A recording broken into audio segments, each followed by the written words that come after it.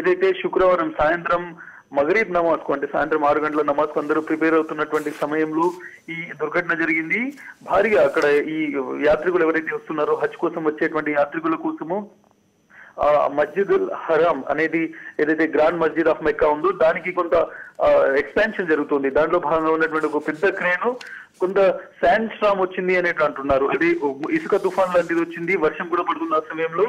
దానివల్ల ఒక్కసారిగా crane balance తప్పి ఆ మక్కా ఏదైతే మస్జిద్ ఉందో దానిపైన 3వ అంతస్తు పైన పడిపోయినటువంటి పరిస్థితి. ఆ సమయంలో అక్కడ ఉన్నటువంటి వాళ్ళు 100 మందికి పైగా మొత్తం అక్కడే చనిపోయినటువంటి పరిస్థితి. ఇంకా మృతుల సంఖ్య పెరిగే ప్రమాదం ఉందంటూ తెలుస్తోంది. భారతీయులు ఎవరు మృతుల్లో ఉన్నట్టు ఇప్పటి వరకైతే అధికారికంగా సమాచారం లేదు. 9 మంది గాయపడ్డారు అని మినిస్టర్ ఆఫ్ ఎక్స్టర్నల్ అఫైర్స్ సంబంధించినటువంటి అధికారి స్వరూప్ ఆయన ట్వీట్ చేసినటువంటి పరిస్థితి. ఇక ఎక్కువగా ఈజిప్షియన్ కు సంబంధించిన వాళ్ళు ఎక్కువగా చనిపోయినట్టు వార్తలు అందుతున్నాయి. ఎక్స్పాన్షన్ లో ఉండగా ఈ మక్కా మస్జిద్ ఎక్స్పాన్షన్ లో ఉండగా ఏదైతే కన్స్ట్రక్షన్ వర్క్ జరుగుతుందో దానికి సంబంధించిన క్రేన్ ఇది పడిపోయినట్టుగా తెలుస్తుంది. ఈ 10 రోజుల తర్వాత ప్రారంభమయ్యేటువంటి హజ్ యాత్ర కోసం దాదాపు 20 లక్షల మంది మక్కాకు చేరుకున్నారు. ఇప్పటికే భారతదేశం నుంచి 1,30,000 మంది ఈసారి హజ్ యాత్రకు వెళ్ళినటువంటి పరిస్థితి.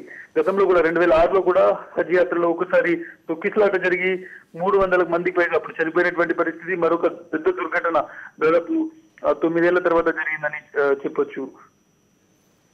అలాగే ఇస్మాయిల్, దీన్ని చూసినట్టయితే మొత్తం మీద ఇండియన్ ఎంబసీ అధికారులు అక్కడ ఉన్నారు, వాళ్ళు కూడా 9 మంది గాయపడినట్లు కూడా చెప్తున్నారు. ప్రస్తుతం వారి ఆరోగ్య పరిస్థితి ఏ విధంగా ఉందనేటువంటి ఎంబసీ అధికారులు ఏమైనా ఇప్పటివరకు సమాచారం అందించారు? వారి పరిస్థితి ఏంటనే దానిపైన వాళ్ళు ఏమైనా చెప్పడం జరిగిందా? ఏదైతే నిన్న దుర్ఘటన జరగగానే అక్కడ ఉన్నటువంటి అంబులెన్స్లలో వాళ్ళు ఇమీడియట్ గా దగ్గర ఉన్నటువంటి ఆసుపత్రులకు తీసుకెళ్లారు. వాళ్ళకు ట్రీట్మెంట్స్ కొనసాగుతుంది. భారతీయులు కూడా గాయపడిన వారిలో ఉన్నట్టు తెలిసింది. అయితే ఎవరైతే సౌదీలో ఉన్నటువంటి భారత రాయబార కార్యాలయానికి సంబంధించిన వాళ్ళు సమాచారం సేకరిస్తున్నట్టు తెలుస్తుంది. అయితే పర్టికులర్ గా ఏ ఏరియాకి చెందిన వాళ్ళు, తర్వాత ఎవరెవరు గాయపడ్డారు అనేటువంటి డీటెయిల్స్ అయితే ఇంకా రావాల్సింది. బట్ ఒక పెద్ద దుర్ఘటన అయితే జరిగింది. ఎందుకంటే హజ్ యాత్ర ప్రపంచ వ్యాప్తంగా ఉన్నటువంటి ముస్లింలకు చాలా పవిత్రమైనటువంటి యాత్ర ఇది. 20 లక్షల మంది ఈ యాత్రకు ఇప్పటికే సౌదీ అరేబియా చేరుకున్నటువంటి పరిస్థితి.